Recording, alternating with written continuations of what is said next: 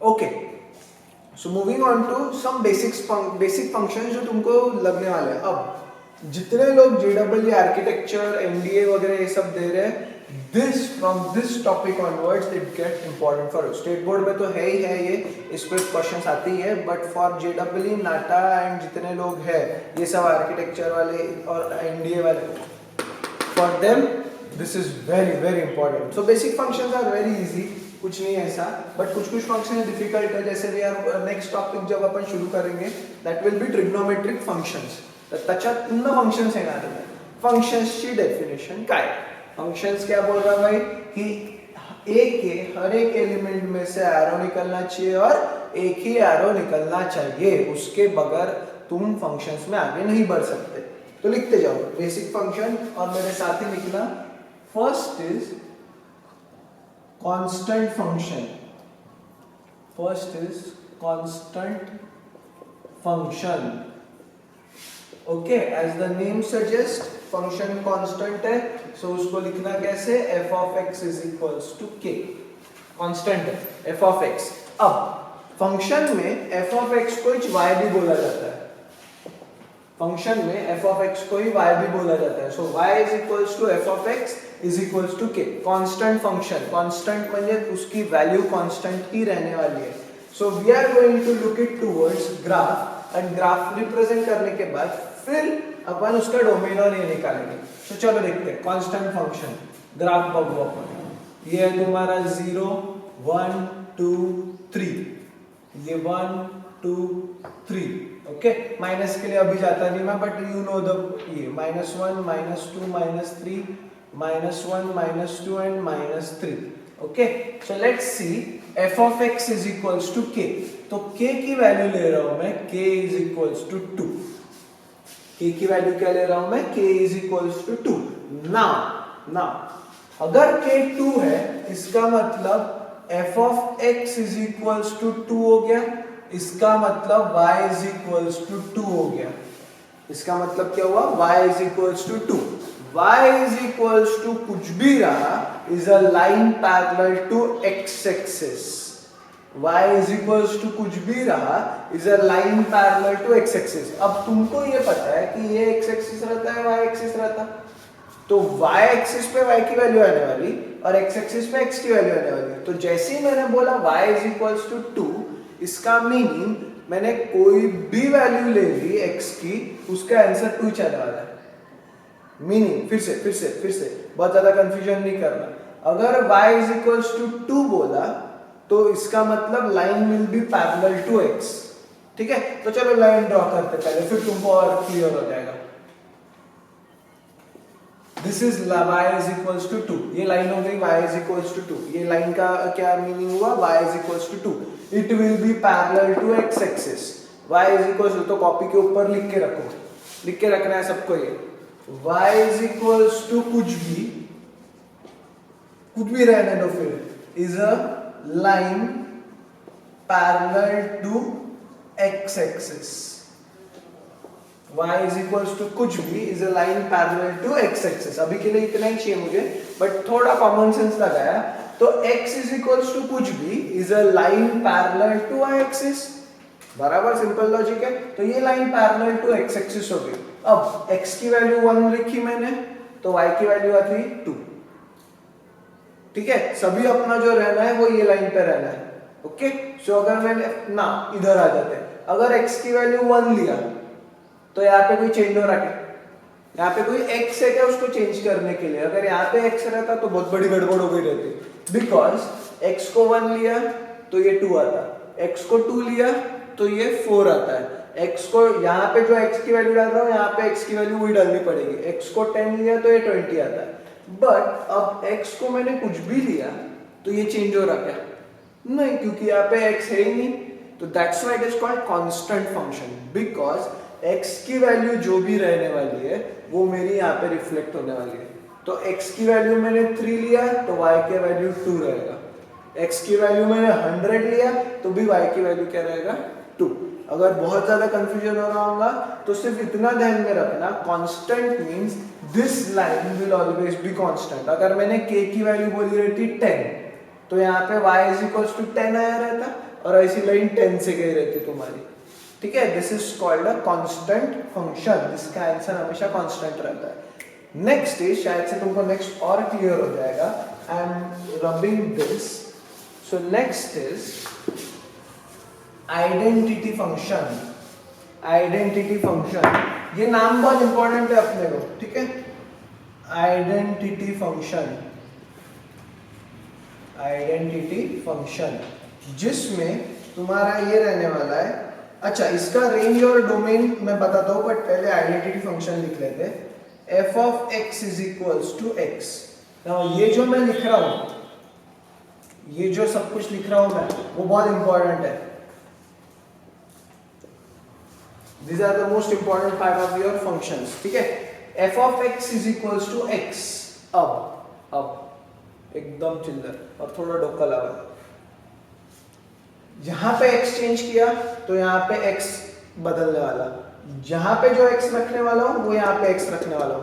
तो अगर मैंने यहाँ पे x की वैल्यू 1 लिया तो इसका आंसर क्या था 1, x की वैल्यू 10 लिया तो इसका आंसर क्या था 10। इसका मतलब अगर मैंने x की वैल्यू चेंज करते गया तो वो सेम वैल्यू y की भी चेंज होने वाली है, क्योंकि f of x और y सेम ही रहते हैं, ठीक है। तो फॉर एग्जांपल इफ आई से x इज इक्वल्स टू 1 तो y इज इक्वल्स टू भी 1 हुआ क्या मेरा, इसके हिसाब से। अगर x इज इक्वल्स टू 1 है, x इज इक्वल्स टू 1 है तो y is equals to 1, x is equals to 10 तो y is equals to 10। Number line पे व्हेन आई से कि मार्क इट, या ऐसे डायग्राम पे when I say you have to mark it, तो मुझे बताओ ये हो गया 1 2 3 4 5। I am not writing numbers anymore, ये सिर्फ मार्क करने के लिए बता रहा हूं मैं, ये 0 रहता है अपना। So let's see, okay. अगर मैंने x की वैल्यू यहाँ पे बेसिक नंबर्स लिख रहा हूं मैं 1 2 3 4 एंड 5, x की वैल्यू 1 ली तो f of x 1 आ जाता, x की वैल्यू 5 ली तो f of x 5 आ जाता। सो ये धीरे धीरे ऐसे बढ़ते जा रहा है, ओके। एंड ये भी धीरे धीरे यहाँ पे बढ़ते जाने वाला है। So it is an identity function. Graphs मुझे पता है बहुत खतरनाक जाने वाले हैं तुम लोगों को, but it is important, it is an important topic. So अपने को ध्यान से पढ़ना है, इसलिए मैं बेसिक ही ले रहा हूँ, वी वोंट गो इधर उधर, खूब बेसिक क्यों अपन। सो यहाँ पे क्या हो रहा है, identity function, this line is called identity function का ग्राफ। चल देखते हैं, 1 बोला तो 1 पे आया, 2 बोला तो 2 पे आया, 3 बोला तो 3 पे आया, 4 बोला तो 4 पे, 5 म्हटलं तो 5। दिसले नंबर लाइन वर मार्क केलेले। सिमिलरली -1 बोला तो -1, -2 बोला तो -2, -3 बोला तो -3 and so on. Identity function क्या बोलता है, जो मेरी x की वैल्यू है वो मेरी y की वैल्यू है, जो भी मेरी x की वैल्यू है वो भी मेरी y की वैल्यू है। इसका मतलब वो हमेशा एक स्ट्रेट लाइन नीचे रहने वाली है। इधर तक बेसिक क्लियर है। Now coming back to domain. Domain का मीनिंग क्या है, डोमेन का मीनिंग है जिससे एरो जा रहा है। सो ये आज के बाद याद रखना, x से एरो जाते हैं फंक्शंस के लिए और y पे एरो आते हैं, y से रेंज ढूंढते हो। अगर मैंने रिप्रेजेंट करना है तो ये मेरा x है और ये मेरा y है, ये मेरा x है और ये मेरा y है। सो फॉर दैट लॉजिक ये मेरा डोमेन हुआ, क्योंकि हर एक इसमें से एरो निकलने वाले। ये मेरा कोडोमेन हुआ और जिस पे एरो जाने वाले हैं वो मेरे रेंज हुई, करेक्ट। अब यहाँ पे लिखते हैं x क्या लिया 1, तो मेरा एरो किस पे गया 2 पे। फिर से x लिया 1 तो एरो किस पे गया 2, क्योंकि इसकी वैल्यू चेंज होनी ही नहीं वाली है, उसकी वैल्यू कभी चेंज नहीं होगी क्योंकि वो कांस्टेंट है, उसका नाम ही कांस्टेंट फंक्शन है, उसकी हमेशा वैल्यू 2 ही रहने वाली है, ठीक है।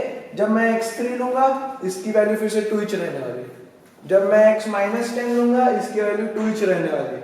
For any values of x इसकी वैल्यू 2 ही रहने वाली है। तो अगर मेरे को डायग्राम में रिप्रेजेंट करना है तो ये हो गया 1 2 3 4 एंड सॉल्व ये 2, तो सब एरो मेरे 2 पे ही जा रहे हैं। कोई भी वैल्यू ले लो, बराबर है, कोई भी वैल्यू ले लो, कोई भी वैल्यू ले लो, मेरा एरो 2 पे ही जाने वाला है। तो मेरा डोमेन विल बी सारे real numbers and range will be only 2, अगर 2 लिया तो। यहां तक क्लियर है। अब यहाँ पे आ जाते हैं, यहाँ पे डोमेन एंड रेंज लिखना है मेरे को, ठीक है। तो यहाँ पे डोमेन लिख रहा हूं मैं। डोमेन मतलब मैं सारे x की वैल्यूज ले रहा हूँ, सब x की वैल्यूज ले सकता हूँ मैं, x की वैल्यू 1 ले सकता हूँ, 5 ले सकता हूँ, -20 ले सकता हूँ, -100 ले सकता हूँ। सो डोमेन में लिख रहा हूँ -इंफिनिटी से इंफिनिटी तक, that is called real numbers, that are real numbers. -Infinity से इंफिनिटी डोमेन लिख लिया मैंने, उसको रियल नंबर बोलते हैं। अब जब मैं रेंज बोलूंगा तो रेंज क्या है मेरी, रेंज भी लिखूं क्या कि वो -इंफिनिटी से +इंफिनिटी कुछ भी जा सकता है ना। अगर मैंने बोला मैंने 2 बोला तो एरो 2 पे जा रहा, अगर मैंने 3 बोला तो एरो 3 पे जा रहा। तो ये जो फंक्शन है आइडेंटिटी फंक्शन, इसको अपन 1 1 on 2 बोलते हैं। इसको क्या बोलते हैं अपन 1 1 on 2, क्योंकि एक एरो निकल रहा है और एक पे जा रहा है। 5 बोला तो 5 पे जाएगा, 10 बोला तो 10 पे जाएगा, यहाँ पे -10 बोला तो -10 पे ही जाएगा। यहाँ पे वैसा नहीं था, यहाँ पे सब एरो एक इस पे जा रहे थे, यहाँ पे सब अपने अपने इस पे जा रहे हैं, क्योंकि this is called identity function. इसको क्या बोलते हैं अपन आइडेंटिटी फंक्शन। अब और एक फंक्शन लेंगे अपन थर्ड वाला, और फिर अपन रुक जाएंगे बिकॉज ये थोड़ा सा भारी रहने वाला है। Okay, we will stop it at the third function. I am saying third function है square function, square function. Okay, तो उसको लिखा जाता है f of x is equals to x square, f of x is equals to x square। सो मुझे बताओ, अब x square, यहाँ पे x था तो 1 लिया तो 1 आता, 2 लिया तो 2 आता, 3 लिया तो 3 आता, -1 लिया तो -1 आता। अब मैं डायरेक्ट इस ग्राफ निकाल रहा हूँ, इसको फिर से y बोल सकते हैं अपन, और तुमको ग्राफ से ही समझाऊंगा मैं, फिर तुम बताना मेरे को कितना आया कितना नहीं। 1 2 3 4 5, यहाँ पे आएगा 1 2 3 4 5, -1 -2 -3, एंड यहाँ पे फिर से मैं लिख रहा हूँ -1 -2 -3 and so on. It is a basic number line. अब x की वैल्यू 1 डाली मैंने तो y 1 आता, ठीक है, x की वैल्यू 1 डाली तो y 1 आ गया। मैं अब यहाँ पे मार्क कर रहा हूँ इसको, नंबर लाइन तुम सीखे हो ये सब चीजें। ओके, x की वैल्यू 2 डाली तो मेरा y 4 आता है, क्योंकि x स्क्वायर है ना, तो 2 बोला तो 2 का स्क्वायर आएगा, y की वैल्यू मतलब 4 आएगा। जब x की वैल्यू 3 डालूंगा तो मेरा y क्या आने वाला, यहाँ पे कहीं तो भी 9 आने वाला। 4 डाला तो 16, 5 डाला तो 20, तो ये ऐसे बढ़ते जा रहा है। ओके, ऐसे बढ़ते जाने वाला, पूरा ऐसे बढ़ते जाने वाला। अब x की वैल्यू -1 डाला तो -1 का स्क्वायर भी क्या रहता है 1, बराबर। x की वैल्यू -2 डाला तो -2 का भी स्क्वायर क्या रहता है +4। सो टेक्निकली मैंने माइनस वैल्यूज भी डाले तो भी ग्राफ ऐसे ही जाने वाला। लॉजिकली क्लियर है। जब मी x च्या व्हॅल्यू माइनस पण घेतल्या तो माइनस के स्क्वायर क्या रहता है पॉजिटिव, तो नंबर लाइन हमेशा ऊपर y पे पॉजिटिव दिखाने वाला। x -3 बोला तो आंसर प्लस आने वाला, x -4 बोला तो आंसर +16 ही आने वाला। ये अपनी पॉजिटिव y एक्सिस है, ये नेगेटिव y एक्सिस है। So since this is your graph, इसको आगे चल के अपन बोलने वाले हैं अब स्वर्ग वाला पैराबोला, स्वर्ग वाला पैराबोला, इसका आगे नाम रहने वाला है, ये नेक्स्ट चैप्टर्स में इसका नाम क्या रहेगा, स्वर्ग वाला पैराबोला। ओके, एंड जब भी फंक्शन x स्क्वायर के टर्म्स में आने वाला है, x स्क्वायर कैसी भी दिखो वो तुमको ये स्वर्ग वाला ही पैराबोला देने वाला है। ओके, सो बेसिक पट से इसका ये दिख लेते हैं। डोमेन, डोमेन में बोल रहा हूं, डोमेन क्या रहता है आप सुन लो। डोमेन मींस x की values. So domain means x की वैल्यूज, तो मैं सारे x के वैल्यूज ले ही सकता हूं, कोई भी x की वैल्यू ले लो, मैं x की वैल्यू ले ही सकता हूं। तो domain will be -infinity to infinity which is equals to real number. Domain क्या है मेरा, -infinity to infinity which is equals to real number. Codomain, codomain will be set of y पर range, range क्या रहेगी जिसपे arrow जा रहा है। मुझे बताओ, अगर मेरे को रेंज लिखना है या मैंने ऐसा डायग्राम निकाला, ठीक है, यहाँ पे डायग्राम निकाल रहा हूं मैं, ये है -1 -2 0 1 2 और ये है मेरा 1 4 जो भी 1 4 9 16 एंड सो ऑन। ओके, सो अगर ये फंक्शन है मेरा एक्स स्क्वायर, इसका मतलब ये x है और ये y is equals to X square है, तो -1 का स्क्वायर विल बी, यहाँ पे एक जीरो भी आएगा, 1, -2 का स्क्वायर विल बी 4, 0 का स्क्वायर विल बी 0, 1 का स्क्वायर विल बी 1, 2 का स्क्वायर विल बी 4। सो अगर मैंने यहाँ पे सारे नंबर्स ले लिए हैं जिसमें मैं ये भी इंक्लूड कर रहा हूँ -1, तो ये -1 पे वगैरह एरो जाने वाला है क्या? अगर इसका रिलेशन ही स्क्वायर वाला है तो यहाँ से कोई भी एरो नेगेटिव नंबर्स पे जाने वाला है क्या? नहीं जाने वाला। तो मैं रेंज लिख रहा हूँ 0 से इंफिनिटी। ये अभी के लिए थोड़ा डिफिकल्ट जाएगा, बाद में तुमको समझ में आते जाएगा। It's not that difficult. Okay, simple है। अगर मैंने x की वैल्यू -10 लिया तो ये पॉजिटिव रहने वाला कि नेगेटिव रहने वाला? Always will be positive. इसका range will always be the positive. Range क्या रहेगा? हमेशा पॉजिटिव। सो ये है तुम्हारे basics of functions, some basic functions, and these are very important.